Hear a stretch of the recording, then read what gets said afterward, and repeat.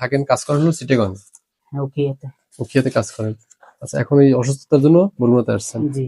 আচ্ছা, এখন এই 8 দিন পরে আপনার এখন কেমন লাগতেছে? ব্যথা কি পরিমাণ কমছে? এখন কি আপনি ব্যথা সব কাজ করতে পারেন? মনে করেন 3-এর 2 অংশ কমে গেছে। 2 অংশ কমে গেছে 8 দিনে। হুম। এখন হাতটা একটু মুট করে আমাদের দেখান।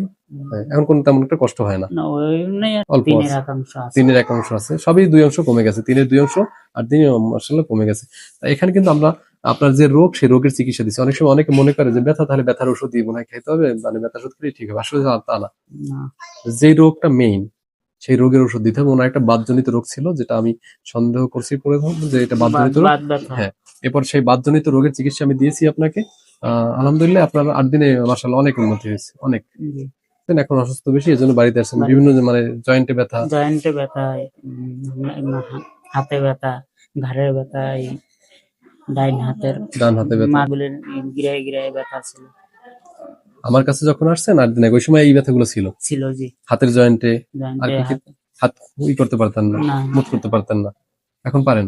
এখন পারি। এখন পারেন। ওই সময় তো শক্ত হয়ে থাকতো, মানে বুকের অর্ধেক হইতে এদিকে ব্যথা করতে যেত, ব্যথার সাথে। ব্যথা করতেই থাকতো, তাই না? আর এই ডাইন হাতের এই গিরে হইতে কবজি পর্যন্ত ব্যথা ছিল, ব্যথা ছিল। ভাজি করতে পারতেন না, ভাঁজে অল্প করতে পারতাম। অল্প পারতেন। এরপরে পায়ের জয়েন্ট আর কোথাও ব্যথা ছিল? হ্যাঁ, পায়ের কোমরে, হাঁটুতে, আবার মানে সব পায়ের জয়েন্টেই মধ্যে ব্যথা ছিল। গিরে গিরে মানে ব্যথাটা এমন ভাবে ছিল, সুই মারলে যেরকম উঠতে, ওরকমের সিল্ক মারতো। আচ্ছা, ওই সময় হাত খুলতে পারতেন না, আপনার চেহারাটা একটু ফুলে ফুলে অন্যরকম ছিল। মাশাআল্লাহ এখন অনেক উন্নত হয়েছে। হাঁটুতে ব্যথাটা তেমন একটা নাই এখন, আর না? আচ্ছা, বাস। শরীর দুর্বল তো, হাঁটতে হ্যাঁ, দুর্বল তো, আপনার ডায়াবেটিস আছে, সেটা কন্ট্রোল করবো আমরা। এর সাথে বাকি যে ওষুধ দিয়েছি, এটা ঠিক মতো খাবেন, ইনশাল্লাহ ঠিক হয়ে যাবে। ঠিক হয়ে যাবে ইনশাল্লাহ। জি।